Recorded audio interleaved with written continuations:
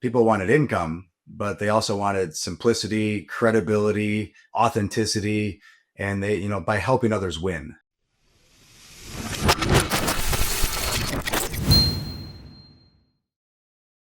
Welcome, everybody. This is Buck Joffrey with the Wealth Formula Podcast coming to you from Montecito, California. And before we begin, I want to remind you there is a website associated with this podcast. It's wealthformula.com. And also on that website, there's opportunities to get more involved with what we're doing. You can sign up for the Accredited Investor Club, which is basically what it sounds like. You sign up for free. It's basically access to potential deal flow that it's only available to accredited investors. And so I encourage you to go to wealthformula.com and sign up for Investor Club, because who doesn't want to be part of a club? Now, once you sign up, of course, that's not it. You have to get onboarded. You have to basically do some, talk to me for a little bit and get acquainted, and also fill out some paperwork. That's the onboarding process. But if you want to do it, which I highly encourage, go to wealthformula.com and sign up for Investor Club. Now, let's talk about today's show, which is really kind of about this side hustles, right? Let me tell you a story about my financial journey, okay? It was kind of by accident, I have to tell you, basically. People have heard me talk about this many times, and I'm going to tell you again. It was because I accidentally picked up one of Robert Kiyosaki's books called The Cashflow Quadrant. And it was the end. It was actually at the end of my honeymoon in Puerto Vallarta. I got married right after residency training, and we went on a honeymoon to Puerto Vallarta, and we were heading back. My wife at the time and I were waiting for our plane in this, Puerto Vallarta airport, which, typical sort of Mexican airport. There was some good food, but not a great bookstore, that kind of thing. But I wanted to just grab a book because I didn't have anything to do on the airplane, and we had some time to kill. So I go in the bookstore. Not a lot of choices there. There were like 4 books. 3 of them were Harlequin romance novels, like the pictures of the guy with the long blonde hair and no shirt and that kind of thing, which I wasn't really into. The only other option actually was Robert Kiyosaki's Cashflow Quadrant. Now, at the time, no idea who Robert Kiyosaki was, nor did I really care much about investing or personal finance. I had no idea. This is not a world that was for me. I was an academic, right? I was just coming out of surgical training and thought I'd be a professor somewhere at some point, whatever. But anyway, on that flight back from Mexico, everything really changed. And I know it sounds kind of like, yeah, right, one book, one period, it seems a little hokey, but it really did, right? And the thing about that book that somehow resonated with me was the fact that maybe, you know what? Maybe I don't have to have a job and, work for somebody else. Maybe I could be an entrepreneur. Maybe I could create businesses, things like that. And it's kind of funny to think that I never really considered that for myself in the past. And in hindsight, I kind of understand why. It was because I had the disadvantage of being an A student. Okay. Let me explain that to you. Now, A students get addicted to the educational system. Why? Because when you get A's, you're rewarded. You get accolades. Your teachers love you. Everybody tells you you're a great student and you're at the top of the pack. And it's a Pavlovian response. You get the positive feedback. And that makes you try even harder to succeed within this system. That feeling of success, again, is addictive, and you want more of it. So you aspire to do the things that the smart kids are supposed to do that gives them greater glory within that system, like going to a fancy college or becoming a lawyer or a doctor or whatever. Now, if you succeed in the system, you don't doubt the system. You have no reason to, right? Think about it. Why would you? It's the best system ever. I love it. I do great in it. You don't look for alternatives. So the system that I bought into was, this educational system. The problem is that system was created by industrialists a century ago, and they didn't want to educate and train independent thinking entrepreneurs. There was no reason for that, right? That was who they were. They wanted a workforce and an educational system designed to create a workforce. And that's what we have. And frankly, I was winning in that system. Okay. I was an A student. A students win in that system. What about C students, though? Right? Lousy students. I don't know. C's not lousy. I guess it is. I don't know, whatever. No judgments here. But C students or D students, they had nothing to lose. They're not winning in the system, so they search for success in other ways. Paradoxically, often end up more successful than those A students who did better in school because they became successful entrepreneurs. Those A students, they never had a reason to look outside the system, right? So anyway, the purple book, which I referenced, the Cashflow Quadrant, and Kiyosaki's, books are all in those purplish covers and all that. The purple book that I read on that plane kind of helped me break away from that world, that system. I saw life differently after reading it. And even though I was, already a surgeon who'd completed my surgical residency, was ready, I realized that I never wanted to work for anyone ever again. I realized I had that option. So what I do? Well, I started my own cosmetic surgery practice, but I really ran it like a business. I didn't run it like, a lot of people, Dr. Joffrey, MD, at my door or whatever. I had a brand. Ultimately, I had others working for me, that kind of thing. Then I started another medical business, had a lot of success. And I also tried stuff outside of medicine. And some of them, again, were very successful. Some of them made me lots of money, and some of them made me lose a ton of money. Living the entrepreneurial life is not for the faint of heart. And I also believe to a certain extent that you are either born an entrepreneur or you're not. I was born an entrepreneur, and I'm not saying that as some badge of honor. In fact, if anything, for people who are married to entrepreneurs, you know that it can be a little bit of a curse because it's kind of a bumpy ride. I was born an entrepreneur, despite the fact that it took me over 30 years to discover it. It just took me a purple book, which I call the purple pill, to figure it out. But again, it's not an easy life. And because of that, I never push anyone. I'm not like, somebody who's going out as, telling people that they should go quit their job, go out on their own. That just doesn't make a lot of sense for most people, right? That kind of risk is not for everyone. If you've got, if you're a physician, whatever, making over $500,000 a year, and you're comfortable and happy, stick with it. There's no reason to quit your day job, as they say. But there are certainly ways to dabble in entrepreneurship without risking everything. And, people call them side hustles. And I think there is a lot of value in side hustles, just a way to make a little extra money. Maybe it's a way to make, an extra 50 grand a year, maybe an extra 10%. And you could use that to make more investments, make them, or maybe you use it to just improve the quality of your life, a nicer vacation. So I did a lot of those kinds of, side hustles along the way as well. About 10 or 15 years ago, it was a very different internet environment then.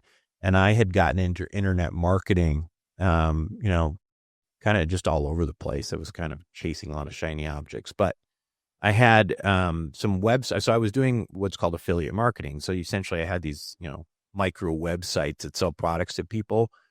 But I wasn't selling them my products. All I was doing was linking to stuff. And then maybe you put on like an Amazon link. And the way an affiliate marketing works is that if somebody clicks and they buy something from Amazon, it's not like they don't charge the customer more, but what they do is they give a small commission to the person who sent them over. So it's kind of an interesting thing. So that's what affiliate marketing is.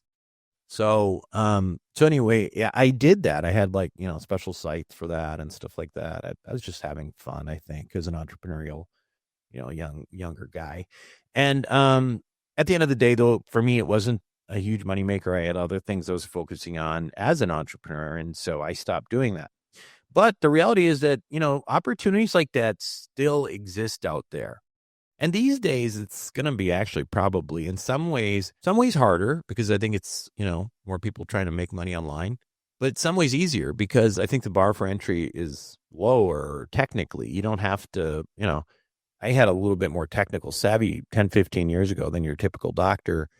And so, is a way for me to have an edge on other people. But a lot of that stuff is not really existent anymore. Right. But, the bottom line is it sort of democratizes these opportunities for people who are just motivated. I think the message I will tell you before we kind of move on here to the interview is that there actually is a lot of ways. There actually is a lot of ways of making money, and you just got to go out and look for them. I've even had books like cookbooks go straight. This again, 10, 15 years ago, so I wouldn't do anything like this anymore. But I was like, I had these ebooks written and put them on Amazon, and they weren't about anything that I talk about. They were like cookbooks and stuff that were just generic, and I remarkably made money on them. But anyway, lots of ways to make money. The guy I'm going to interview today is going to talk a little bit about his affiliate system and affiliate marketing.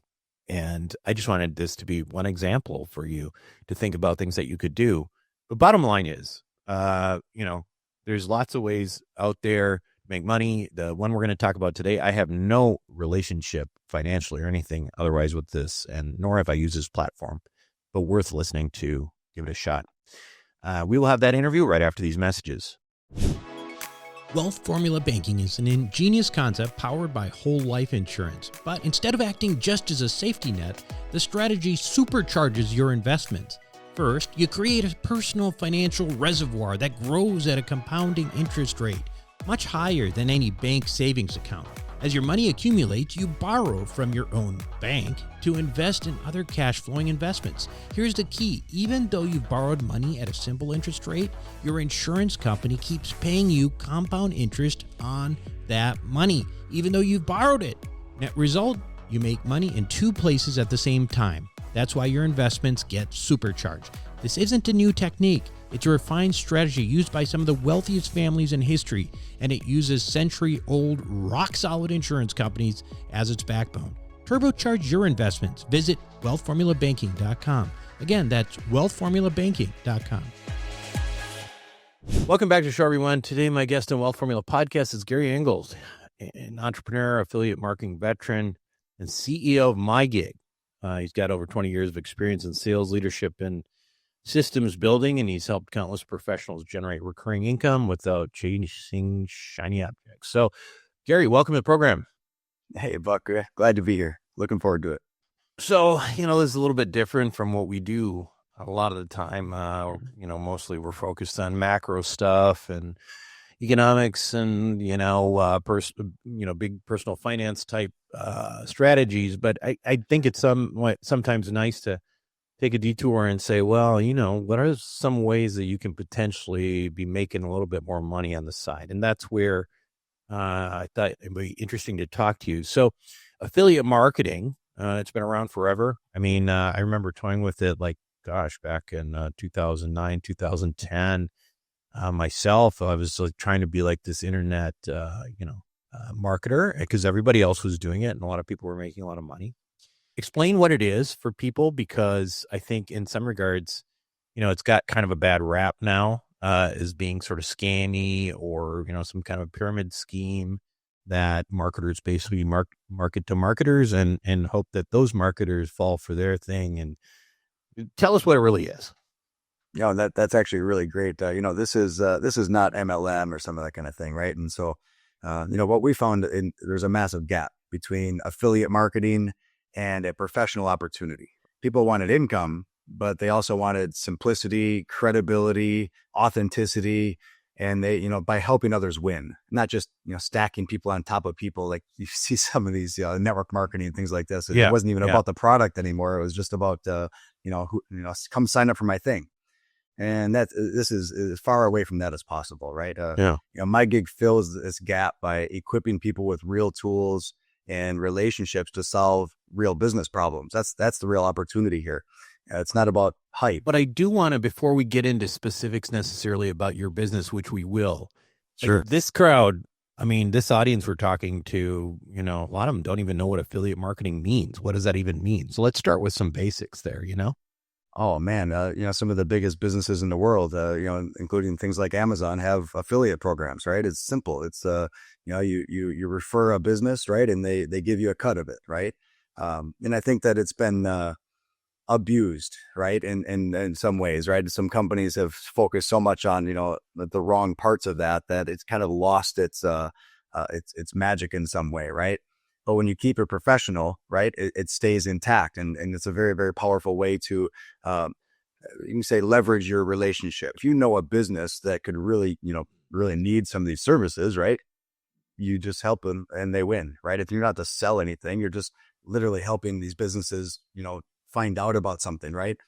We do it all the time with how about a great movie? You watch a great movie, right? And you tell somebody about it, yeah, and you're more likely to watch that movie because somebody told you about it.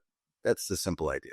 Yeah, exactly. So, okay, well, let's talk about this. So right now, what are some of the key variables that make an affiliate offer successful? Their product, audience, platform, and where do most people go wrong when it comes to affiliate marketing?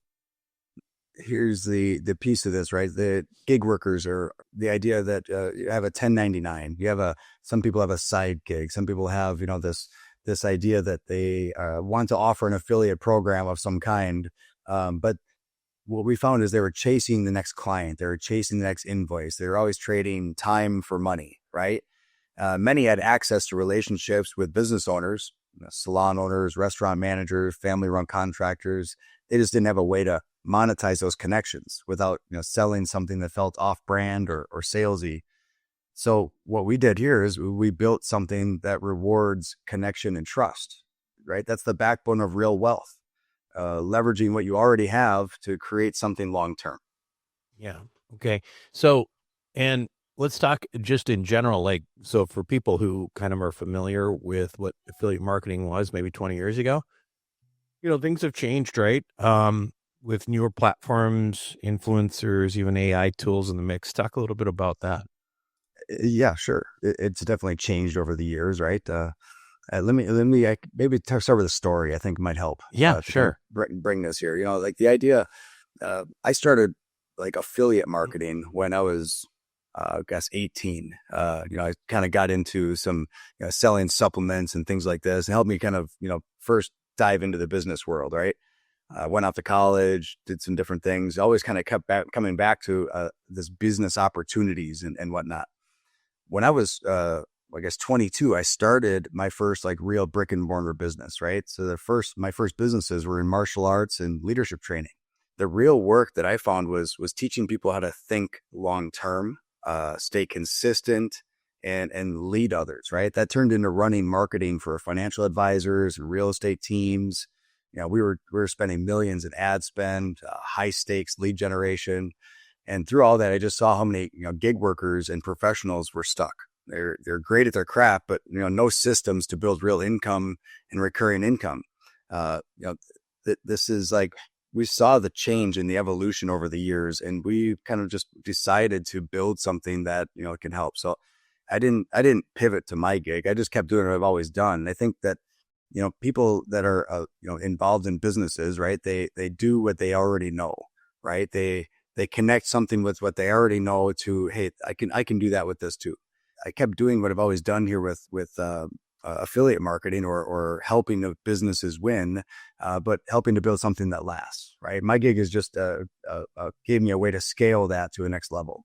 So tell us about the actual platform then for My Gig. How does it work? Basically, it's simple. My gig is an affiliate platform that helps professionals offer services. Some of those services are things like a tax credit. There's a huge opportunity there for restaurants that pay extra in FICA taxes. and they don't even realize that they're eligible for a giant refund on those taxes. And so that's one of our offers, that you can step in, help a restaurant just kind of uncover this tax credit, and you help them win. It's found money, doesn't cost them anything up front. The affiliate or the company only gets paid in the back end. And so that's huge. If we can step in and help a business win, you win also. And there's all kinds of other things, the insurance and, health insurance and the IT services and HR and CRM systems. But there are things that businesses need right now. And so that's the My Gig platform. We help those businesses, win by either, increasing their income or decreasing their expenses, right? That's the idea. So let's just, I guess, as an example, people in my audience, a lot of them are highly skilled, they're highly educated, lawyers, doctors, so give us an example of how they would utilize My Gig in order to actually, make money. So a lot of these professionals, they already have networks. They already know somebody. They may know, let's use that simple example that I used before. They may know a restaurant owner that is sitting on a tax credit that they don't even know about, right? So very simple ideas. Hey, just reaching out to them and say, hey, do you do this currently? And we found about half restaurants in the United States are already utilizing this tax credit. It's been around for 32 years. It's not a new thing. But that means that half of restaurants, right? We've roughly about half the restaurants that we found don't even know about it, right? They don't even understand what that is or that it exists. The accountants haven't really utilized it, and so that's a simple way for a professional to be able to step in. Do you know any restaurant owners, right? So what you're saying is basically you say, well, gosh, I know this restaurant. I wonder if they're utilizing this type of tax credit. And you let them, you find out if they are, and they say, well, no, I'm not actually. And say, well, gosh, maybe you should check this out.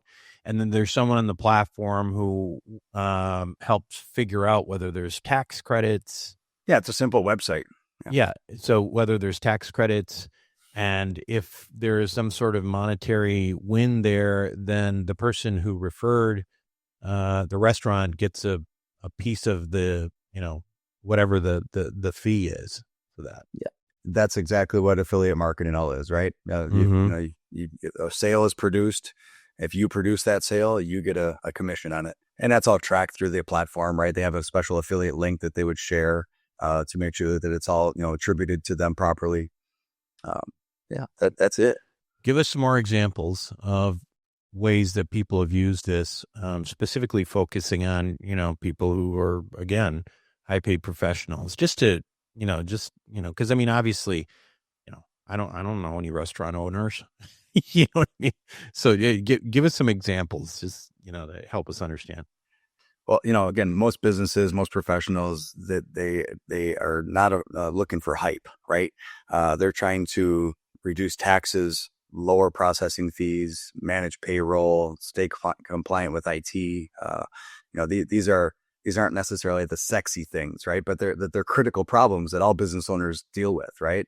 And the kind that keep business owners up at night, right? Those are real problems that we have some real solutions for, and we built My Gig around solving those problems, because if you can fix those pain points, you earn trust, and in this economy, trust is currency.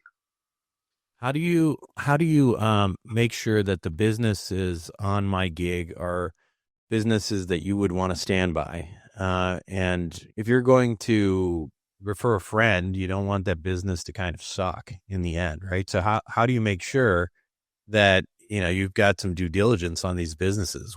How do you make sure that, that they're good businesses?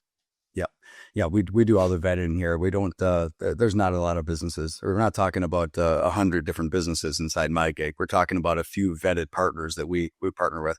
One example, if I just go back to that tax credit that we were talking about, we partner with Anchor Accounting, and they've been around for 10 years.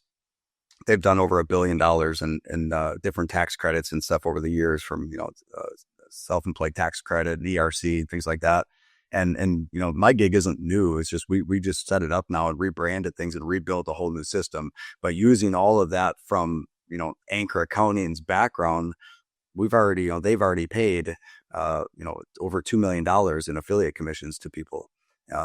And the idea, the reason I bring that up is because that's the kind of companies that we partner with, right? That's the kind of company's reputation that we are working with. Another great service that we work with is eCredible, and eCredible has been around for forever. And they actually work directly with Experian and do all of their business credit and things like that. So it's just fascinating to work with, top level companies that are already doing big business. We don't just let anybody in here. Yeah. Yeah. And for people to understand, like what kind of monetization you can get from referrals, give us an example. Maybe you used like any, one of these businesses that you mentioned, like what kind of payout they can get. Yeah, there's both, kind of big upfront payouts like the FICA tax credit, like one of our companies that we're working with, an Italian restaurant, they have multiple locations, multiple workers there, and their tax credit is $1.2 million, right? That they are owed over the last 3 years. After 20% is paid as a commission, to that, right? So you have some big numbers that start to come out of those deals. But on the other side of that, you also have a company that might step in and they have a need for HR, like a PEO or health insurance, and they have 100 employees, right? And so, 100 employees start using that service, and you're making, say, $5, $10 on every one of those employees. But that's a sticky, recurring affiliate commission that that company is not going to just jump ship and change. I mean, everybody needs health insurance. It's something that's a very important part of, their employees' lives. And so there's services like that are more recurring and sticky, that are very attractive. How does something like that work with an insurance company? I'm curious because there's often restrictions on, paying commissions to not, like, for example, in insurance, you might have to have an insurance license to pay somebody else a commission. So how do you get around that? I mean, it's all regulated. Everything is, all done through our legal department, and it's all set up properly. Yeah. Yeah. Okay. Got it. Well, what else do you want to tell us about my gig that I haven't already asked you? Yeah. Like I talked about, big vision and kind of where we're headed and things like that. We're building this professional gig economy, and I think I said it earlier too, but right now it's like 50% of people in the United States have a 1099. That gig work, framework is if you have a 1099, you're kind of a gig worker, meaning you don't have access to a lot of those other resources. You don't have a company giving you health insurance. You don't have a company providing IT security services and things like that for you. So that's a big opportunity here is the gig workers that are out there. In the Gen Z world, the 72% have some kind of we'll call it a side gig, right? Or they're not actually employed, W-2 employees. And so it's a fascinating thing to start to understand where we're headed with this gig economy, because you see more and more of that. You talk about Uber drivers and, people looking for, that next job, right? That next thing. They're just jumping from gig to gig. And even like people online, like on services like Fiverr and Upwork, those are all gig workers, right? And, that's the gig economy. It's growing at an exponential rate right now. And, the version that the values relationships, solves real problems, and creates lasting income, that's what we're building. In a world where AI is automating everything, that human touch, just knowing someone, right, being trusted, that's the differentiator. And we're designing around all of that, giving people, tools and services that they can use. Cool. Well, how do we find the site? How do we, learn more? Yeah. It's everything that you have here is all done. It's at joinmygig.com.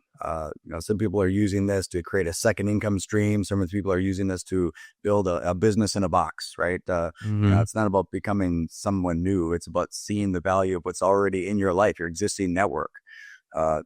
With MyGig, you don't have to be a coder or an influencer or an investor to build wealth. You just need a system that helps others win and connects those relationships. And for that, you get paid. So at joinmygig.com, that's where you can learn more. A bunch of videos around there. You can learn all about it. Cool. Thanks so much for joining us on the Wealth Formula podcast. All right. Thanks, Buck. Talk soon.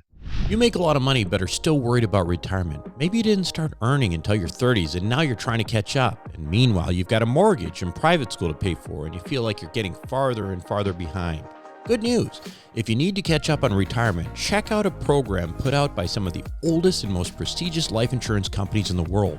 It's called Wealth Accelerator. It can help you amplify your returns quickly, protect your money from creditors, and provide financial protection to your family if something happens to you. The concepts here are used by some of the wealthiest families in the world, and there's no reason why they can't be used by you. Check it out for yourself by going to wealthformulabanking.com. Again, that's wealthformulabanking.com.